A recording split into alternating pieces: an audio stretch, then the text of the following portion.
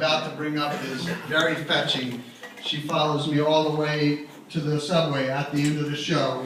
I'd like to give it up for Helene Witt. Oh, Witt. Come on, give it up for Helene. Come on, guys. Thank you, everybody. Hi. Thanks for having me tonight. I got a new stove, and I got rid of the old stove, and I live in Flushing. It's very populated there. People are dying to get an apartment. So I got rid of the stove. I said, you know, I live by myself. I use the microwave. I go out a lot. What if I rented that space to a family of 5? I can't say it killed on Broadway. I never said it before. But it's a joke. So, what about these people in Park Slope? I went to Park Slope for the first time. It was, what are they called again? They call those people who live there, they're very hipsters. So they have these dogs there. They're not like any other dog I ever saw. This one dog's name was Fido, but he spelled it P-H-I-D-E-A-U-X. Very hip dogs. And his friend is Spot, S-P-A-U-G-H-T. They only sniff enlightened bitches, so needless to say, Rhiannon is very enlightened. Spot was quoted as saying, "I'm not lazy, I'm reciting my mantra. Ruff, ruff, ruff." They channel Rin Tin Tin. You don't get that because I'm older. So let me say it this way, they channel Lassie. You know Lassie. For those who don't know Lassie, I'll say it for you. They channel Scooby-Doo. Do you know what channeling is? That's from the 60s too, or the 70s. So anyway, they have a solar heated doghouse, and they have a macrame leash and crystal collar. And they say, stir my Purina dog chow with Perrier water. That's called the hipster dog, ladies and gentlemen. So I'll go back to my other material. I'm old, like somebody said, I'm the oldest person in the room. I don't know, but you know, I'm proud of it. You know why? Because these bags could have been used in the Rockaways during Hurricane Katrina, whatever. Yeah, I said Katrina, that's a joke, that's not what it's called. The F train would still be running if they used these bags. And you know, they call these laugh lines. I don't think they're very funny. They also call them marionettes. Why do they call them marionettes? I got Avenue Q and the Lion King going on. So there's a new name I just learned for the lines on my face. They're called parentheses. Parentheses, I got a long run-on sentence here.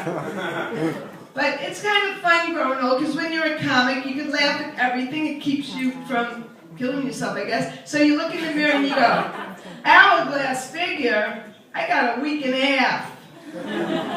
And then that new term, muffin top. How about a baker's dozen? Getting old, just that easy. But I was a school teacher in New York, just like Mark. And some of you know that. Thank you, I'm retired. Now I could watch the Kardashians all day long, and you have to pay for my pension. Sorry.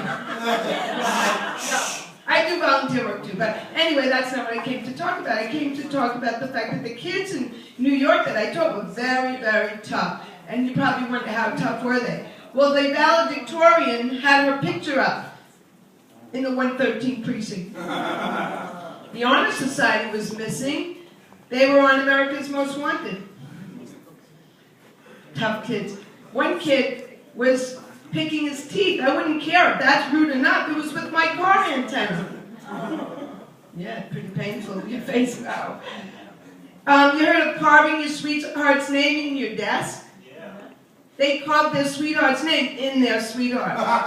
Very tough kids, very tough. This is how I taught them how to read.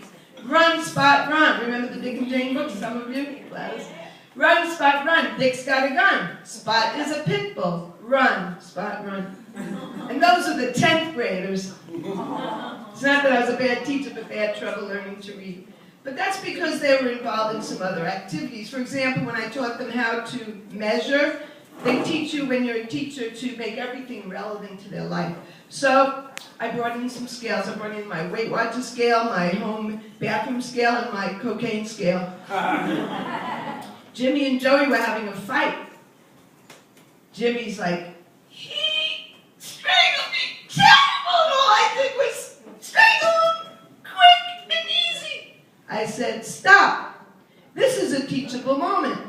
He strangled you terribly. So you say that you only strangled him quickly. Any questions so far? Oh, I'm not in school. So, I'm getting the light. I want to also tell you laughing? You think it's funny? Well, before they were talking amongst themselves, but Gladys taught us not to engage with the audience when you just have 5 minutes, just do your material. Which brings me to, I usually say something that Gladys said to criticize me, but today there was a whole new Gladys. I guess it's the marriage and everything. When I walked in, I said, Gladys, since you criticized my attire, I bought 4 changes of clothing. How is this? She said to me, you ready? Whatever makes you comfortable. That's different than go buy 10 bras, go get breast reduction, fix your hair. But I did want to end with this one joke. I was married to a Chinese guy. Remember what Tony was saying? We had 3 New Years. That was cool. Jewish, Chinese, and American.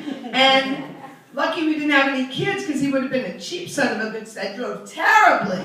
The last thing I want to say is, it's good that we didn't, because they eat fish heads on New Year's, and it would have to be kosher. Okay, thank you.